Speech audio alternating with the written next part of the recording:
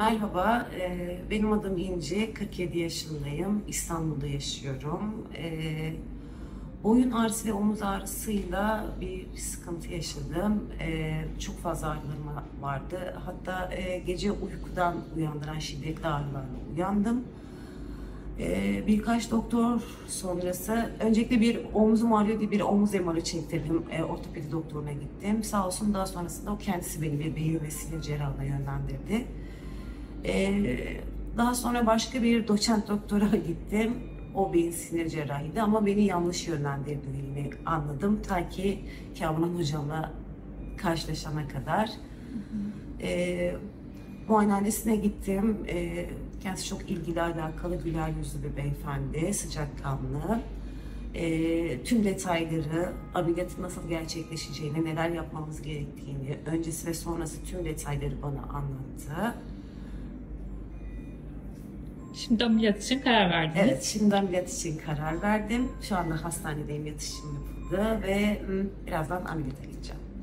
Boyun fıtığından ameliyat olacaksınız. Evet, boyun fıtığından ameliyat olacağım. Kollarda ağrı, uyuşma şikayetiniz oluyor mu? Evet, omzumda, kolumda, özellikle omzumun tam şurasında ve sonrasında çok fazla ağrım ve uyuşmam vardı. Ara ara karıncalanma ve hatta böyle elektrik batması gibi bir şeyler de oldu. Sonrasında hocamla yollarımız kesişti. Bir hastasının tavsiyesi üzerine geldim buraya. Çok da memnun kaldım. Ameliyata karar verdim. Bugün de inşallah. Ameliyat sonrası görüşürüz o zaman. Aynen, tekrar. görüşmek üzere. Geçmiş olsun. Teşekkür ederim. Bugün ameliyat sonrası birinci günüm. Servikal füzyon ameliyatı oldu. Ameliyat sonrası hissettiğim şeyleri söyleyeyim size, yaşadığım şeyleri. Öncelikle kolumdaki ağrı ve uyuşma geçti. Hareket kısıtlılığı vardı kolumda ve omzumda. Onun bir kısmı geçti ama onu daha sonra fizik tedavi benzeri bir şeyle aşacağımızı düşünüyoruz. Sonrasında çok acı çekmedim aslında ameliyat sonrası.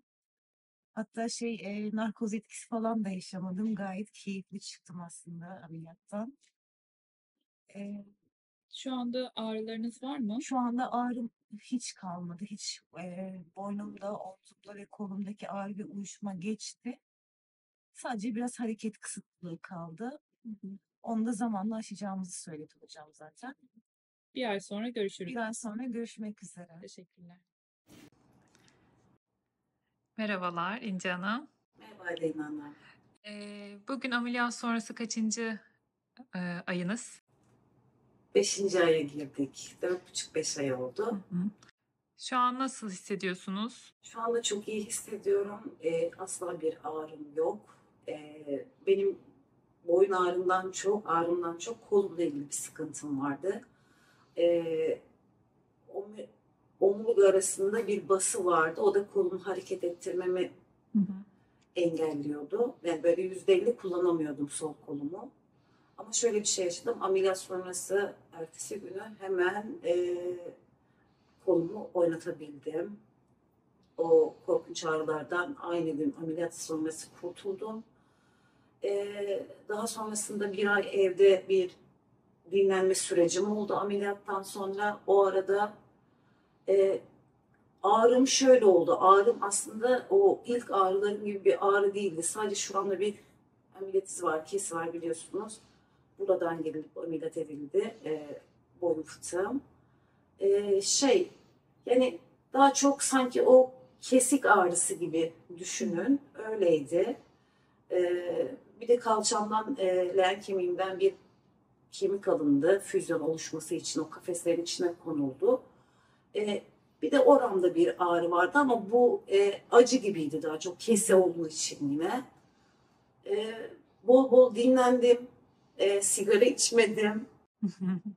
Şu an kolunuz yani tamamen ağrı geçti mi yoksa ne durumda?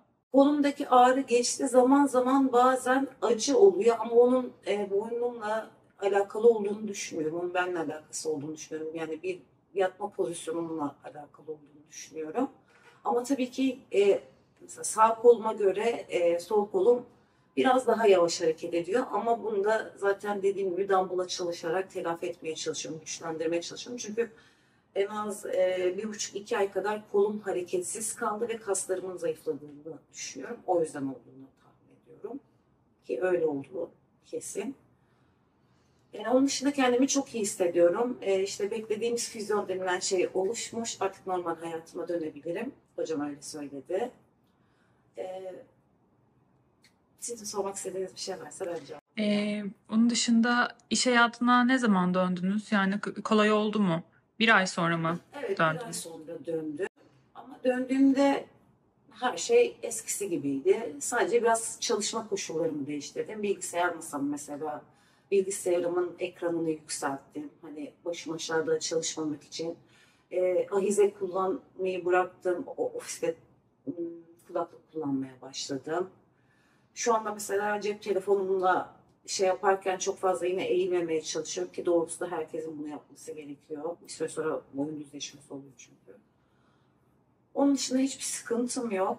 Bugün itibaren şey yapacağım, normal yaşamıma döneceğim. Süper, teşekkür ederiz.